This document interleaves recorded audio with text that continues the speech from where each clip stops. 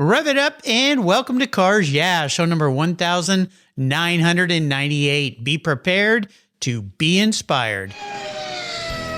This is Cars Yeah, where you'll enjoy interviews with inspiring automotive enthusiasts. Mark Green is here to provide you with a fuel injection of automotive inspiration. So get in, sit down, buckle up, and get ready for a wild ride here on Cars Yeah.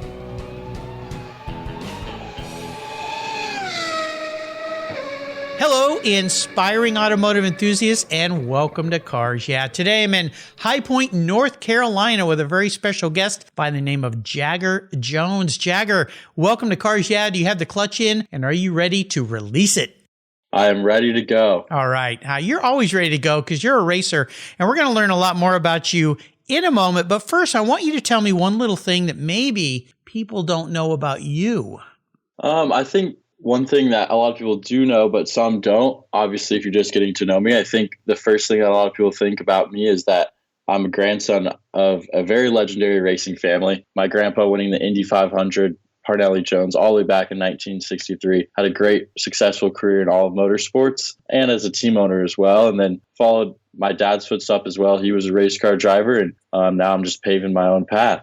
You have got some big shadows to walk in, my young friend, but that's okay because it sounds like you're doing a pretty good job and you've got some wonderful mentors in your life as well. So your dad, of course, being the famous PJ Jones that everybody knows in racing. So wow, what a legacy, but what fun, but what a lucky young man you are to have men like that around you to help guide you and give you some direction and purpose. And I think it's cool that you're following in their footsteps in many, many ways. Let me give you a proper introduction and we're going to dive into what's going on in your world. Jagger Jones is a 19-year-old racer who in 2019 was awarded the NASCAR Rising Star of the Year award after his strong rookie season in the NASCAR K&amp Pro Series West. He finished second in the championship winning in Roseville and earned Rookie of the Year honors. Following a childhood of watching his father and grandfather race, he drove a go-kart at the young age of 6 and won national karting championships, granting him races in Europe, which is very cool. He took NASCAR's California 2017 Rookie of the Year at just the age of 14. His passion and success extends both on and off the track as he earned a spot on the Dean's List as a student at High Point University in business and fellowship programs. And like he said, as if his last name sounds a little bit familiar, he does come from the legendary Parnelli Jones family. PJ Jones, of course, that grandfather of his won the 1963 Indy 500 and went on to running race teams and all sorts of great things. We'll be back in just a moment, but first a word from our valued sponsors. So give them a little listen and we'll be right back. Buckle up. We're at the track with Jagger Jones.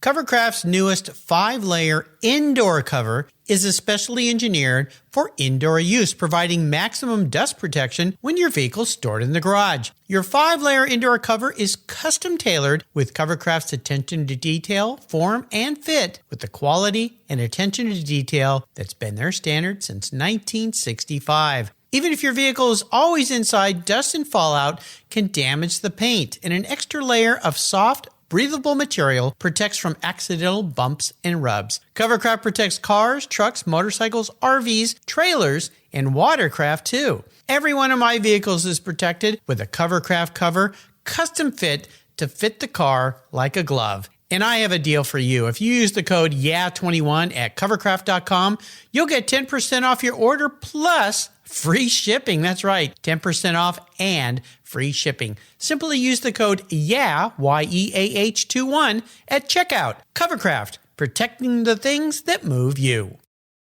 I was tired of my rates for my collector car insurance going up every year for no explainable reason. My carrier seemed to be turning into a media company versus an insurance company, and I realized that a portion of my policy premium was paying for all those so-called free media goodies. So I did my homework, I talked to knowledgeable collectors, shopped around, and discovered American Collectors Insurance. They've been serving the collector car hobby since 1976. You last that long by properly serving your customers' insurance need, not with a lot of fluff. ACI is ranked the #1 online collector car insurance provider according to Google, Trustpilot, Facebook, and they offer their real person guarantee live support. No never-ending phone loops when you need help. Plus, because you don't use your classic car as a daily driver, you could save up to 40% compared to regular auto insurance. American Collectors Insurance provides agreed value policies.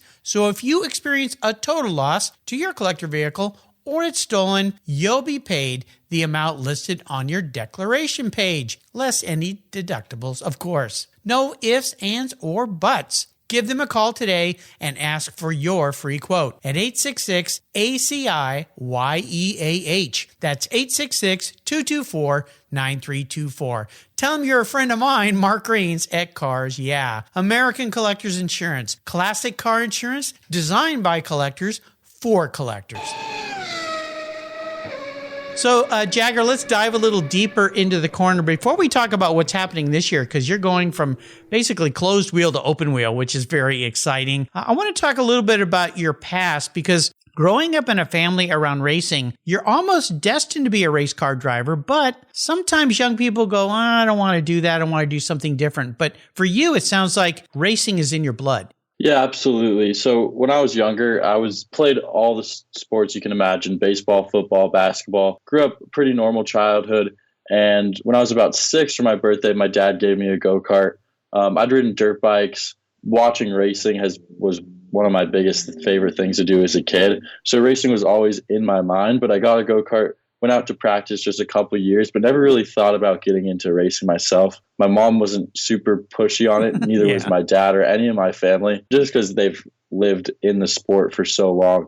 And it wasn't something they were really wanting me to do. They just wanted me to do whatever I wanted to do. And once I got a little bit more track time in the go-kart, just practice here and there, I got a bigger size go-kart when I was about 9. And we were at the track and someone was talking about a race coming up the next weekend. And I talked to my parents and my mom somehow into just this one race. Let's just try it out, see how it goes. Yeah. And one thing led to another. And about 6 months later, we were driving out from Arizona, where we lived, to Riverside Adams Motorsports Park for the first regional race of the year.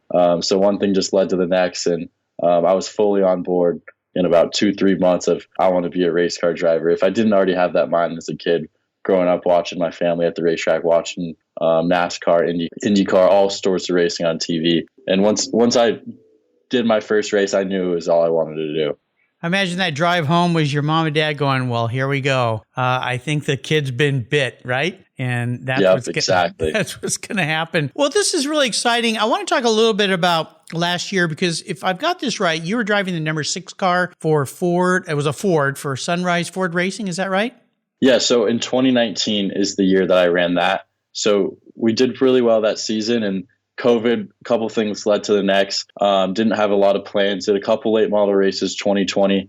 And then this year kind of took a little different path from what I'd been racing the previous couple years in the NASCAR route, and kind of just took a overall basis look of everything, and a lot of opportunity on the road to Indy side. They have a great up and coming program where they really help you progress as a driver. And I've grew up racing go-karts over in Europe. A lot of people that I raced against are in the road to Indy, on the path to F1, more of a similar that style racing what I first started in. And obviously my grandpa and our whole family having a lot of history in the IndyCar world definitely helped, and just found some opportunities over here. And now next year I am racing the US F2000 series, which is one of the first steps of the Road to Indy program. Well, that's very cool. You're going to be with Cape Motorsports, is that right? Yes. Yeah, very cool. So let's talk about the excitement of that, because going from closed wheel, open wheel racing, very different kind of racing. But how has that transition been for you? So, yeah, it's been definitely interesting for sure. The go-kart experience growing up, racing in Europe and all over the U.S. Definitely has helped in that. It's not like I've only raced on ovals in my career, so that was definitely a help. But just the differences in cars are so extreme. A heavy-bodied stock car where you're really patient. You're driving like with an eggshell under your throttle and even the brake pedal at a lot of times. Just being so careful, saving the tires, just being really patient throughout the races and then pushing at the end. Where the open-wheel car, for me, I have to go in there, whole different mentality, have to really push the brake pedal. Like the brakes are so much more aggressive, and you can be so much more aggressive with the braking, just everything. So that's been definitely a learning curve for sure, but testing's been going really well so far. And I think just me being able to drive a lot of different types of cars, from legends on road courses to off-road stuff to even some midgets. I think just all of that has helped me make a transition into a new car. It's not like I've just driven one thing my whole career. So I'm used to adapting, and that's really paid off in these testing this last couple of weeks. That's very exciting. When is your first race? So the first race this year is St. Petersburg. It's the last weekend of February. So all of our races are on the IndyCar schedule this year. We go to 8 different tracks that they all go to on the same weekends. So St. Pete is the first one. Very cool. Well, with your grandfather having raced and won the Indy 500, is that a goal for you, is to race in that race? Is that something you've put out there as a carrot for yourself? Yes. The Indy 500 is definitely number one on my bucket list, number one list on the goals to win one day. Absolutely. And is IndyCar racing a big part of that then, other than just that race, is to race in that series? Yeah, I think just kind of the transition I made right now, the goal is IndyCar in the next couple of years. The road to Indy, so I'm racing the US F2000 series. Followed by that is the Indy Pro, then Indy Lights, then IndyCar. So I think 1, maybe 2 years in one of the series, but most likely, as I'm 19 now, a little bit older than a lot of people get started in this series.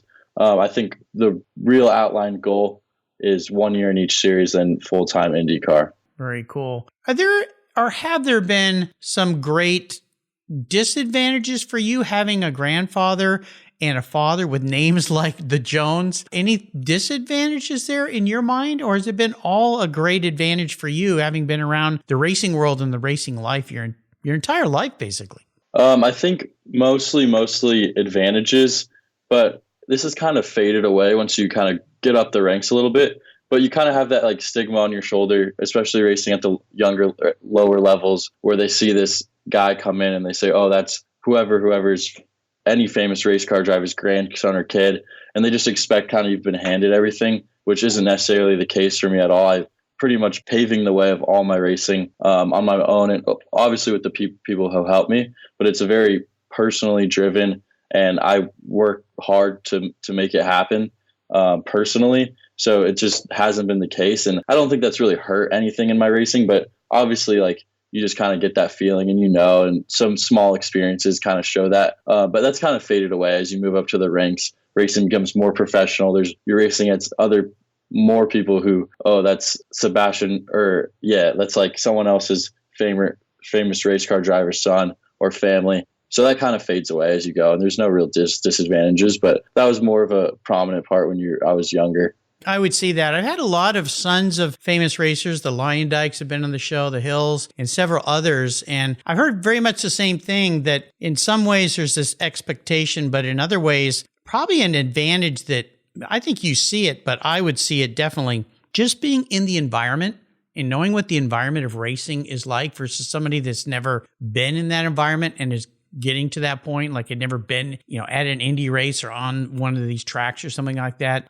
Like I said at the beginning, it's a bit in your blood. You've got a little bit of motor oil running in your veins, I think. Yeah, absolutely. And definitely wouldn't take it away. And like I said, I just grew up at the racetrack, grew up watching my family race, grew up off-roading and building razors and driving in the desert, doing off-road races, going to NASCAR, IndyCar races. So it's just been in my blood. Like I wake up, I think about racing, I fall asleep thinking about racing. And it's been that way really since I had toy cars, and that's what I was focusing on back then. So it just been a part of my life. It's very cool. Now, I always like to ask my guests about what I call driving inspirations, mentors, influential people in their lives. It's pretty obvious the answer here would be your father and your grandfather, I would think. But is there someone else or others that have also been very helpful to you in this path that you're taking to get to Indy? Yeah, someone who I've always looked up to and been fortunate enough to know most of my life is Jimmy Johnson. Oh, he's been a help, especially when I was doing the NASCAR stuff. He was a big help, and he's kind of mentored me a little bit. Now I joked around with him. I'm like, I'm stalking you. I'm following you now over to the IndyCar side of things. So he's been a big help. Another one who's been a big help, especially recently in this transition, is Mike Hull. He's been paving some connections, helping me out kind of almost working as like management a little bit, and his help's been really appreciated. And I don't think I would be doing this without him. So he's been a huge help. And there's so many people that I've looked up to and paid path along the way on my path. But those are really the first two that stand out to me. That's great. Nice to have people like that around you that aren't family members, because they can give you a whole nother perspective, because you've always got that bias with the family members, and they're going to be more protective of you as well, versus maybe pushing you out there a little harder than your comfort zone allows for, which is what everybody needs to be have done to them, I think, to be successful in their career and their life, which is cool. If you were going to advise other young people that want to become race car drivers, what are a couple words of wisdom you would give them? I think the biggest thing is just try to get in and drive as many different things as you possibly can. Even if your goal is NASCAR and you get an opportunity to go to the Lucas Oil Race School or any other type of racing, and you're like, oh, but I want to race NASCAR, it really helps. That's what I've noticed in my career. Driving anything, even like simulator, driving different cars on your racing, similar iRacing, just being a well-rounded driver leads you to so many more skills and even so many more opportunities. Yes, you might go this way to reach your end goal. You'll learn a lot more, and you'll be a lot more experienced and gain a lot more connections by doing that, rather than just kind of paving one path. It's not a direct racing. We've noticed it's not like a college. It's not like trying to make it into the NFL where you play high school, then college, then NFL, and it's a direct path. Racing is so spread wide with all the different series and all different types of cars, all different types of racing. It's not really like that. Like, you kind of have to try to gain a little bit everywhere you can, and make the most of every opportunity you're given. Yeah, sounds like great advice. What about endurance racing? Is that something you also maybe have your eye on? Yeah, I mean, I wouldn't be opposed. That's really one thing I haven't done much, is sports car racing, really. But I think this path I'm going on now, the Formula Road Course IndyCar series, kind of ties pretty hand in hand with a lot of the endurance racing. You see a lot of the guys crossing over to do the bigger races, Le Mans, 24 Hours of Daytona. And I think that's definitely in hopes in the next couple of years. I think once I get a year or so, or later this year, once I have some success in some Formula stuff, road course racing, I think some more opportunities will open there, and definitely something I'm looking forward to doing. Yeah, I'd love to see you out there. I love to watch endurance racing, and you look at some of the race car drivers that have driven all different kinds of cars. That's definitely on their portfolio. Obviously, Le Mans, Daytona, Sebring. I mean, all these endurance races, which is just more seat time, right? And it sounds like you kind of get into a rhythm, if you will, of these races, which can't hurt any of your skill sets. No, absolutely not at all. And I think the endurance stuff is a whole different challenge. Like you said, the consistency, the hours, working with teammates.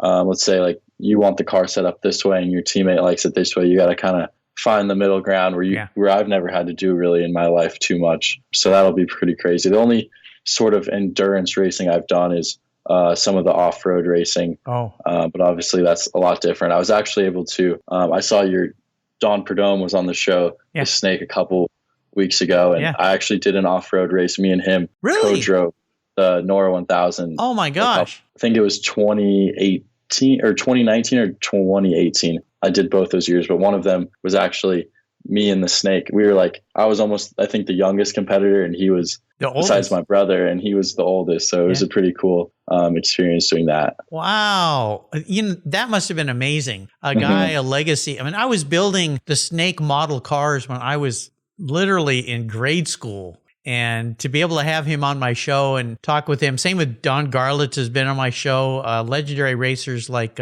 Vic Elford have been on my show that were endurance racers, raced all the Porsche 917s. I sit here and I get to talk to these guys, and I pinch myself going, oh my gosh, I can't believe I'm talking to these guys about their careers. And I've known about them since I was a little kid. But for you to get to sit next to that guy and do an endurance race in the desert, how fun that must have been. Let me ask you this, since you brought it up. If you had to pick one thing about that experience that really sticks in your head, what is it? Well, I think it was kind of it was a great experience, but it was a pretty rough week. Yeah. I don't think it was a whole week of racing. And the first or second night we had some we know they're turbo issues now, but so the race, how the race goes, you race 5 days, you sleep every night, but you're pretty much out all day, going from location to location to the next stop. Yeah. And once we got to every spot, we just were like almost up all night, every night, trying to figure out what was wrong with the car. Because it was kind of going into limp mode after a while, and we were limited to like 50 miles an hour or something. So it was just brutal to even complete some of the days.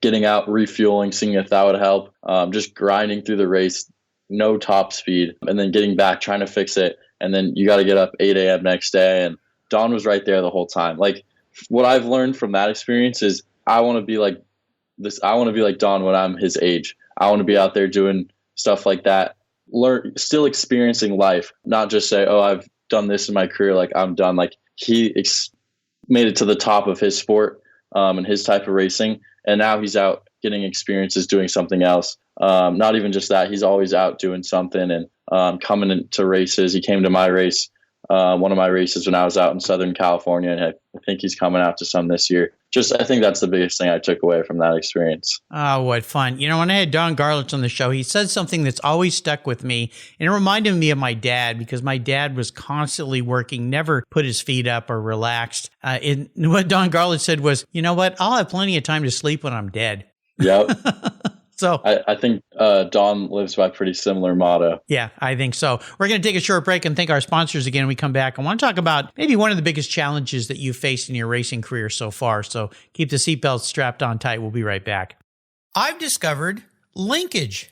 It's a new quarterly publication and website that covers the automotive market, driving, restoring, collecting, and discovering your passion for motor vehicles. Linkage is about experiences, opinions, and values.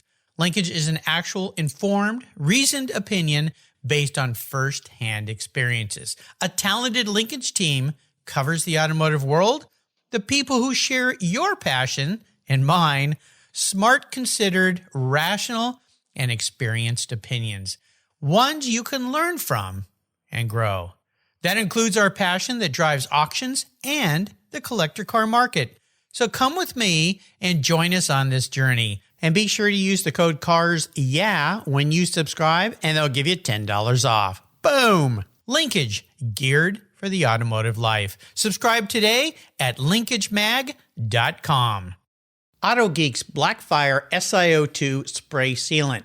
It's a spray-on, wipe-off sealant that's quick, safe, and easy to clean and protect your vehicles. I love using it on all my cars. AutoGeeks Blackfire SiO2 Spray Sealant is a spray-on, wipe-away sealant that uses SiO2 ingredients to provide a slick, brilliant, and long-lasting shine. Silicon dioxide is known to be one of the most effective ingredients in car care products, and Blackfire Spray Sealant takes advantage of every stunning feature it has to offer. This sealant will protect your paint from road film, dirt, and other common contaminants while providing an impeccable, long-lasting, hydrophobic surface that forces water to sheet and bead on your paint for months. Go to AutoGeek.net to get yours and for the best product selections on the internet today, along with their skilled technical support. AutoGeek.net is where I go for all my detailing needs. That's AutoGeek.net. Check them out today.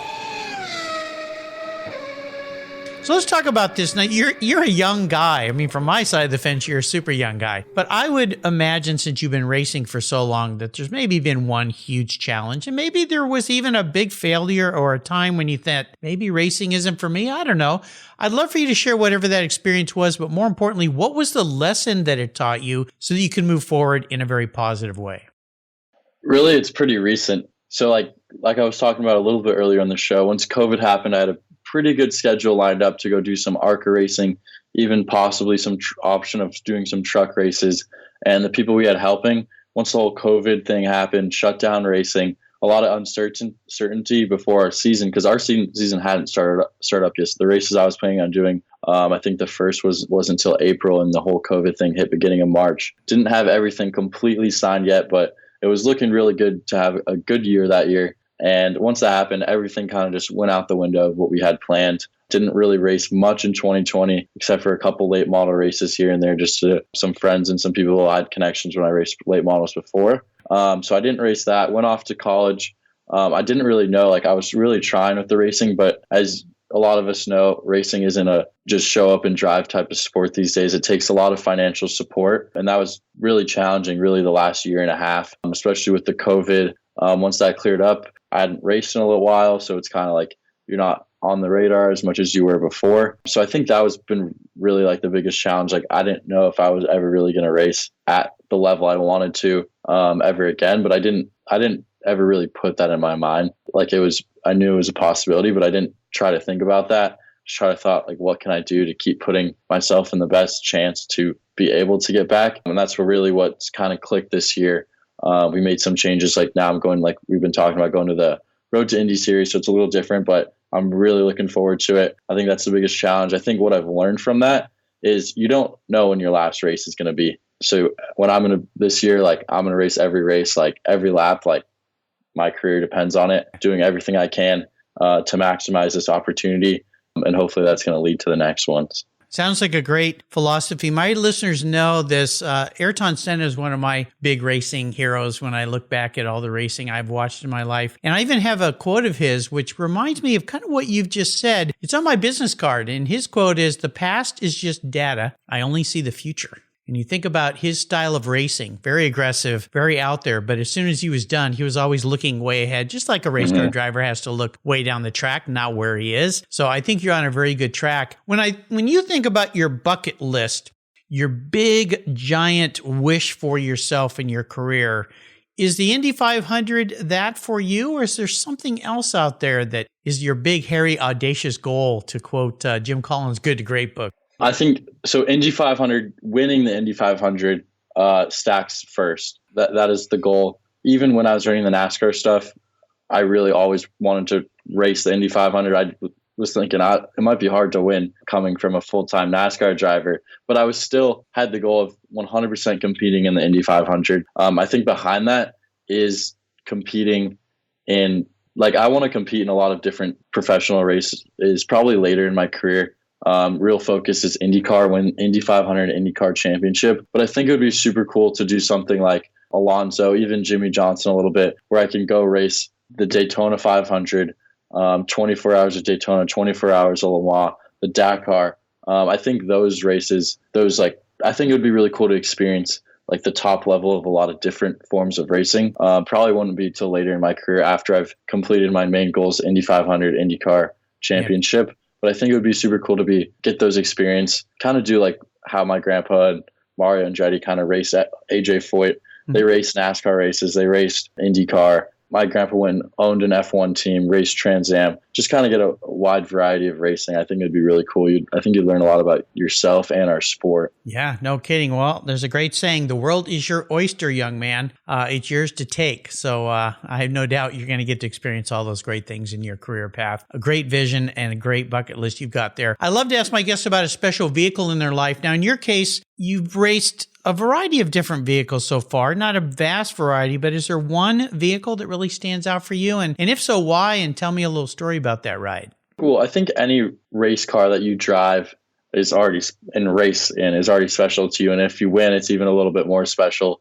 So I can't really think of one race car that I've driven that really stands out as super special, but I was able to drive, it was actually a replica version of my grandpa's 1963 Indy 500 winning El Cahoon.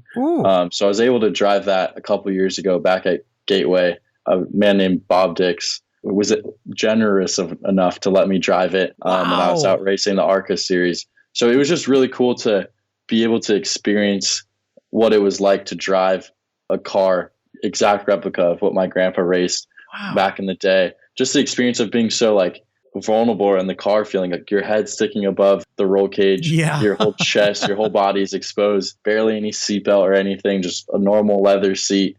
Just that feeling, even if you're sitting in it, once you start moving, going near 100 miles an hour, you're like, oh, like, and they race these like competitively. Like a guy would get like close to me or something because it was a vintage race, and I was like, oh, like this is sketchy. Like I haven't really felt this. Like you feel so protected, modern day race car, and I think that experience was really cool. That car is obviously really special that my grandpa was able to achieve history with, and that's the one that stands out to me. I raced vintage cars for 12 years, and one of the things that always worried me about racing vintage cars was you are so vulnerable. I raced a Lotus 18, so you were so far out there, and I always thought, man, if ever I hit a wall or somebody creams me, this is going to be bad. And then I was in a sports racer, a Lola T290. And even that with a monocoque, you're just so open and vulnerable. Of course, Indy, vintage racing, everyone's pretty careful. Nothing like the kind of stuff you do. Of course. My grandpa,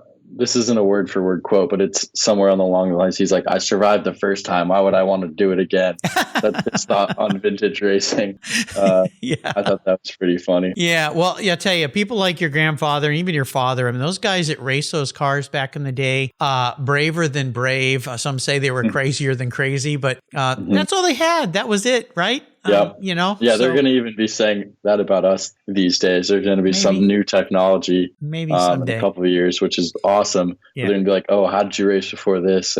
But that was really sketchy when they raced. Oh gosh. I can't, I look at some of those races, old videos, and I just go, I can't believe they did that. Lost a lot of great people in those days as well, which was a tragedy. But yeah, those daring young men and those flying machines, as they say. I'm going to be your car psychologist here. Okay. So I want you to sit back on the couch and think about this question. I don't think anyone's probably ever asked you this, and they probably never will. It's kind of a silly question, but it gets a little deep into your mind. If you were manifest as a vehicle, this isn't what you want to be. This is how you perceive yourself, the man in the mirror. What kind of a car, race car, maybe, would you be, but more importantly, why? What race car? Well, it could be a race car or it could be a street car. This is more about your personality manifest into a machine. I think I would be a Formula One car. Okay. Just like a modern day Formula One car, because there's a lot of technology that goes into them. And for some reason in my head, I'm just thinking like, I'm a very logical, very thought out person. Like I do everything very thought. I don't just kind of go in and, as kids these days would say, send it. I'm trying to think of a better word. So I'm very methodical, very think about everything. And I think that they've got a lot of technology that goes into there. They don't just tighten a bolt and say, oh, I hope it's good to go. They've got million sensors, a million things. And I try not to hold myself back too much with that mentality. I try to use it to my strength. But I think when I was reading this outline, I thought I was totally reading the question wrong. I thought you were talking about like what part of a car you would be. Okay. Well, we can go there as a secondary answer. No, I think a Formula One car is a pretty good answer, just because all the technology and all the precautionary actions and how thought out they are, like particular every single little part on an F1 car is. And I think that's kind of how I think in my brain. I'm very methodical, when I'm racing, especially very looking into the future, predicting the future. And I think that's a good example. If I could put you in an F1 car, is that a series you'd like to race in? Yeah, I mean, I think F1's just cool how, when you get in an F1 car, you can go to any track and be breaking the track record. Yeah. That's kind of what I've always thought of F1, just the peak of cars, what we as humans are making. Yeah, amazing series. Very, very cool. About a book, I always like to ask my guests if there's a book they've read they'd like to share. This could be a finance book, could be a car book, it could be a self-help book, some kind of book you really enjoyed. Two that come to mind. I think the first one would be Think and Grow Rich. Mm-hmm. I just recently read that. I thought I really liked a lot of it. Just not necessarily that it pertains the most to racing, but I think it pertains a lot to how to create opportunities for yourself. Which goes along right now in just the racing world in general. Yeah. And even personal business life. I'm a business student at High Point, North Carolina. I want to be involved off the track in a lot of different business things that I'm working on and plan to do in the future. So that's definitely one that I think everyone should read. And then my grandpa's book was really interesting. I read that a few years ago when I was younger, and I really like that. Bones wrote it. Really well written. Just kind of gave me a lot of understanding of my family history that I didn't have. Was that his autobiography? Bones wrote it, but it was the biography on my grandpa. Of your grandfather. Yeah. Okay. Awesome. I'll make sure I put both these books on Jagger's show notes page so you can have links. Yeah. Think and Grow Rich is one of those books I think every young person should read. I pick it up and reread it over the years. It's been on my shelf since I was in college way back when. So, and a lot of people, they hear the title and they think, oh, it has to do with making money only and so forth, but whole different, more philosophical in many, many ways. Yeah. And it's just cool that something that was written, so obviously it's been updated, but something that was written in the age where you think of the Carnegies and the JP Morgans still pertains to our lives. Oh, yeah. Yeah. It's like racing. It's all up in your skull. A lot of it is in your head. So I'm going to let you go on the ultimate drive here, which means I'm one of those sponsors that has an open checkbook. You can pick any car in the world. I will buy it for you. You can be with anybody in the world, living or deceased. That opens up the avenues here for a lot. And you can be driving anywhere you want in this vehicle. So what does the ultimate drive look like for a guy like you? Well, I think I kind of already spoiled this answer to this question. Yeah. I think an F1 car is definitely a big goal of mine to drive. Track, first one that comes to mind is probably Spa. Yeah. Just going through the first couple corners, how cool that would be. Just a great track in general. Yeah. Something where, like, you think of F1, you either think of Monaco, Spa's up there. Yep. I think Monaco would be a little, I had one chance to drive an F1 car, I think a Monaco would be a little too tight. Couldn't really push it to what I'd want to. So I'd say Spa. Yep. Hopefully I would be driving that. I haven't seen a 2-seat F1 car yet, but so yeah, I think that'll be a goal of mine. Hopefully I'll have that opportunity one day. You know, I have no doubt that you will. I'll tell you what I have seen. I have seen a 3-seat Ferrari F1 car. Really? I was at the Ferrari factory at their Cliente program for 3 days. Oh, and that's awesome. Back in their room, they had this room full of vintage Ferrari F1 cars. And I was talking to one of the mechanics, and I walked by and he said, "Have you ever seen one of these?" And there were 2 of them sitting there. And they had a center seat for the driver and then 2 passenger seats just kind of on each side set back. So it was very wide. I'd never seen That's anything awesome. like, I've seen the Indy That's cars crazy. like that Mario the drives 2-seater. people in. Yeah, but never seen a 3-seater that way. Now, let's narrow this just a little bit because I want to know what kind of car to get you. If you had to pick from the F cars from this past season, F1 cars, I should say, which F1 car would you pick? Probably the Red Bull. I'm big Max Verstappen's fan. When I was racing go-karts over in Europe, he was like on his last year and just moving up to his first year of cars. Yeah. That experience where all of them came from karting, but I actually got to see Max race a little bit in karting, which was pretty cool. And I think, and he won the championship this year. So, it's the best, or if not second best car out there. So, it'd be my pick. Nice choice, young man. Well, before I let you go, could you share maybe a success quote, a mantra, or some words of inspiration as we venture off into the new year of racing? So this quote's from my grandpa. It's kind of what he's taught me his whole life, but this written quote kind of really sums it up well. It goes, first of all, you can teach somebody to drive a race car. What you can't teach them is the desire and will to win. You've got to have that kick butt type attitude. And if you don't have it, you're going to be a lesser driver. And there are a lot of drivers out there that are just lacking a little bit of that desire and that will to win. And that's something like I've always lived by, not only on the racetrack, but just in life. If you want something, you got to put full effort into it. You got to have that desire. And I've lived that my whole life with everything, but I think it really pertains to racing. You can teach someone how to drive, but being like a competitor and a winner, it's something you have to have in yourself. And I've kind of always, anything I'm racing, I kind of just go in with that mentality. Like, I'm here to win.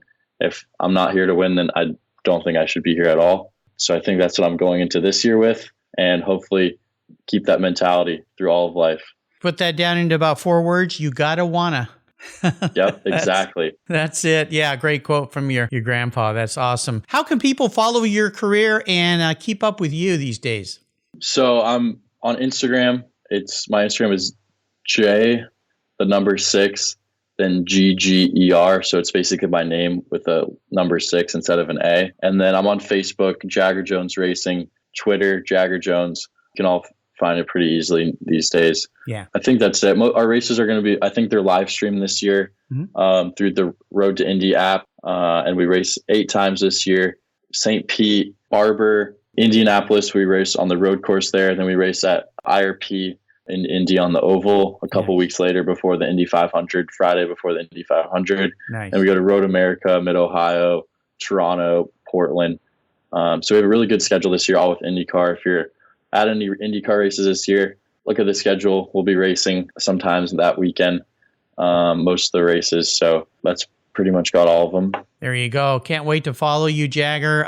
Best wishes with your studies as well, because you're in the middle of also doing school. Yes. So you got that combination and complexity to add into your life. So very proud of what you're doing, young man. Thank you for spending some time with us today. We wish you the best season, the best success, good health. This is going to be a fun one. No doubt you're on your way to many, many wins. Thanks for being so generous today with your time and your expertise and sharing your experiences with us as well. Until you and I talk again, we'll see you at the racetrack. Well, thank you. Thanks for having me on. You're welcome. Thank you. Being a professional automotive technician today requires an understanding of technology, computers, and electrical systems that are highly advanced and very complex. Cars Yeah is pleased to support TechForce Foundation. It's one of our charities of choice, and its efforts to help young people pursue the technical education and careers as automotive techs. Through scholarships, grants, and good old-fashioned hands-on experience with cars, trucks, boats, and more, TechForce and Cars Yeah are working to connect young people with viable careers in the automotive sector. Join us by visiting techforce.org today.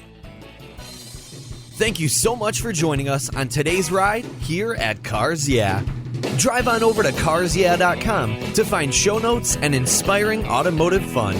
Download your free copy of Filler Up, a fun book filled with gorgeous photographs of fuel filler fun, including quotes from more inspiring automotive enthusiasts.